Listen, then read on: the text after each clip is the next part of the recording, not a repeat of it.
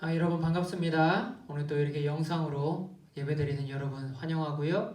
하나님의 은혜가 여러분 가운데 충만케 되기를 축복을 드립니다. 말씀 함께 보겠습니다. 오늘은 성탄절 관련된 말씀으로 성탄절을 기다리는 마음으로 우리 마태복음 1장 21절에서 23절의 말씀을 함께 보도록 하겠습니다. 마태복음 1장 21절에서 23절의 말씀, 유명한 말씀이죠. 우리 학생들도 아마 다 들어봤을 겁니다. 이 말씀으로 은혜 나누도록 하겠습니다. 21절 23절 제가 읽겠습니다. 아들을 낳으리니 이름을 예수라 하라. 이는 그가 자기 백성을 그들의 죄에서 구원할 자이심이라 하니라. 이 모든 일이 된 것은 주께서 선지자로 하신 말씀을 이루려 하심이니 이르시되 보라 처녀가 잉태하여 아들을 낳을 것이요 그의 이름은 임마누엘이라 하리라 하셨으니 이를 번역한즉 하나님이 우리와 함께 계시다 함이라. 아멘.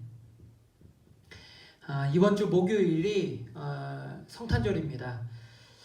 코로나로 인해서 성탄절이 어떤 축제 분위기라기보다 가정 안에서 조용히 보내야만 되는 상황을 이제 맞이하게 되었습니다.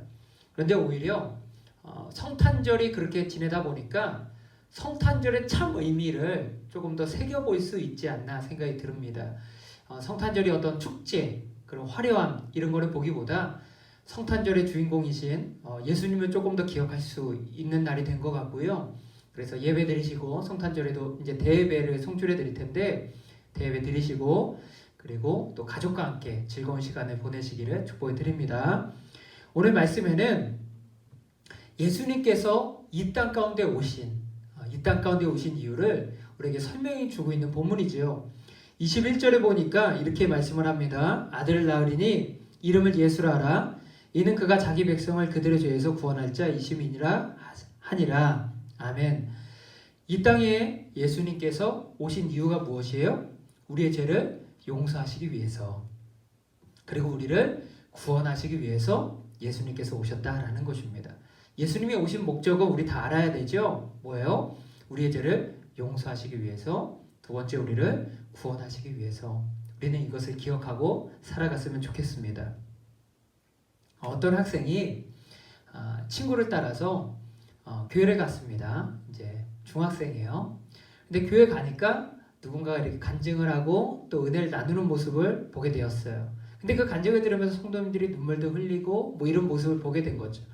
근데 이 학생이 그런 모습을 보니까 나도 저런 이야기해서 사람들에게 눈물을 흘리게 하고 감동을 줄 수 있겠다, 울게 할 수 있겠다라는 생각이 든 거예요. 그래서 이 학생이 자신의 이야기를 좀 꾸며냅니다. 마치 예수님을 극적으로 만났고 그래서 내가 어떻게 변화되었고 이런 이야기들을 자기가 지켜본 바대로 해서 극적으로 이야기를 잘 꾸몄어요. 그리고 자기가 마치 예수를 만난 것처럼 이제 간증을 한 것이지요. 간증을 하는데 그 간증을 듣고 내가 하나님 만났습니다, 변화되었습니다 얘기를 들으니 성도님들이 어떻겠어요? 우리 학생들, 교사, 선생님들이 어떻겠어요? 그 이야기를 듣고 하나님께 감사드리고 또 다가와서 이야기해주고 안아주고 축복해주고 했다는 거예요. 그 기분이 너무 좋잖아요. 이게 거짓이지만 사람들이 그걸 감격하고 자기가 하는 얘기를 들어주고 감격하고 축복해주고 그게 너무 좋은 거예요. 그 재미에 빠져서 이 학생이 교회를 계속 나오게 됩니다. 그래서 그 이야기를 계속 하는 거예요. 그러면 그 사람들이 들을 때마다 참 감사하고 찬양하고 자기 축복해주고 이러니까 그게 좋아서 교회를 나오게 됩니다.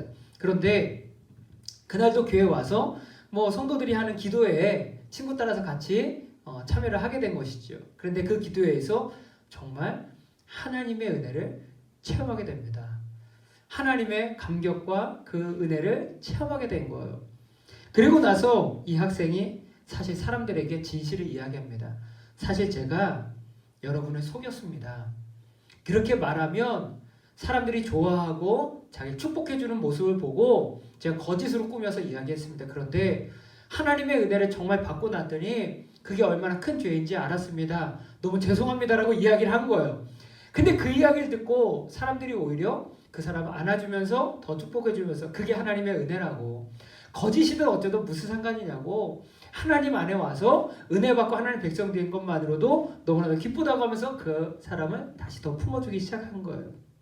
여러분, 인간의 마음으로는 이렇게 자기를 속이고 기만하고 고의적으로 나를 속이고 기만한 사람을 용서하기 쉽지 않죠.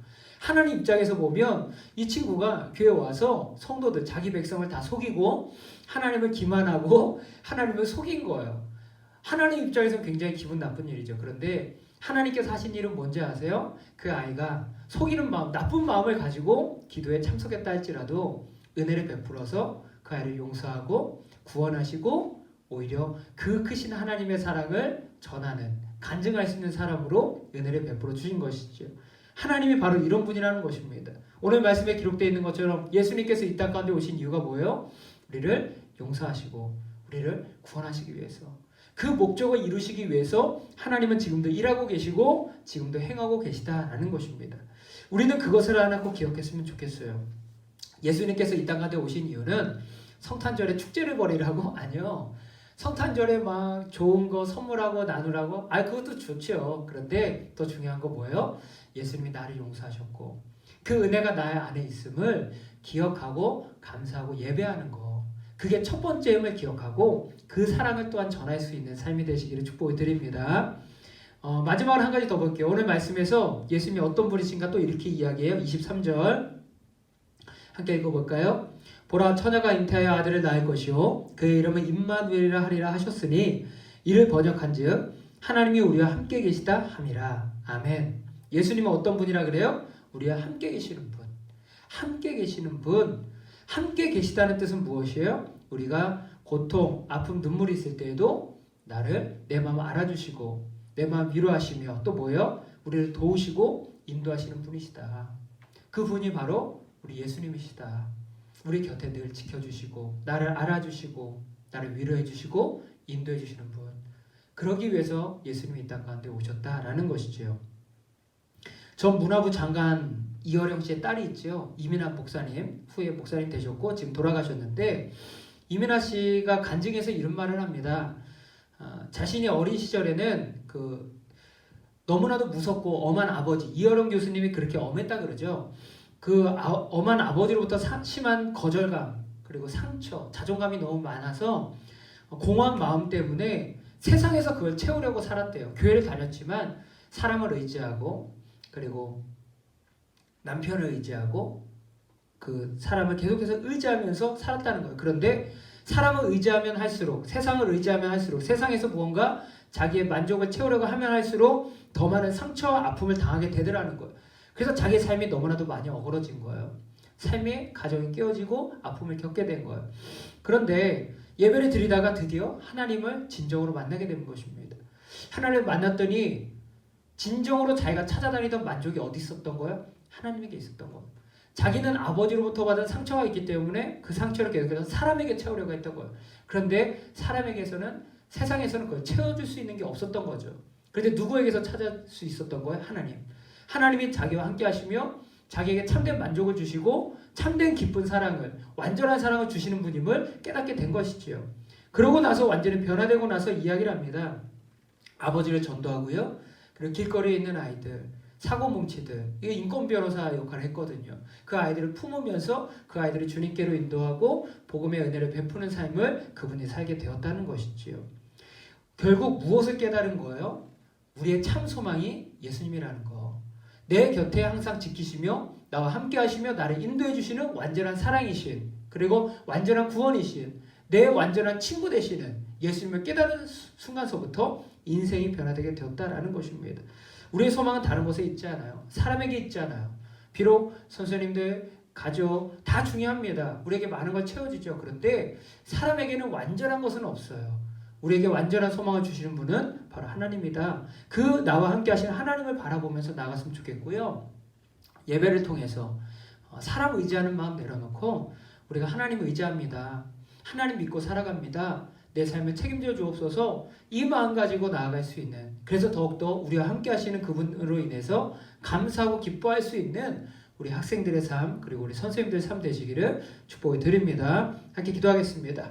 참 좋으신 주님 감사합니다. 성탄절을 준비하며 하나님을 바라보게 하시니 감사함을 드립니다. 하나님 은혜 안에서 살아가는 저희들 되게 하시고, 하나님이 우리에게 베푸신 구원의 은혜, 죄 용서의 은혜를, 그리고 함께 하심의 은혜를 기억하며 나아가는 이번 성탄절 될 수 있도록 도와주옵소서. 코로나19로 인해서 너무나도 어려운 시간을 겪고 있습니다. 하나님 속히 해결되게 하시고 그리고 또한 스스로 자중하고 절제하여서 어려움을 극복해내며 이겨낼 수 있는 우리 모든 학생들 그리고 우리 교사 선생님들 될 수 있도록 은혜 베풀어 주옵소서. 병상에 있는 우리 선생님 몸이 아파 고민하고 있는 선생님들 지켜주시고 특별히 그 육신을 강하게 하셔서 빠른 회복을 통해서 하나님께 나올 수 있도록 주님 역사하여 주옵소서. 감사드리며 예수님의 이름으로 기도드리옵나이다.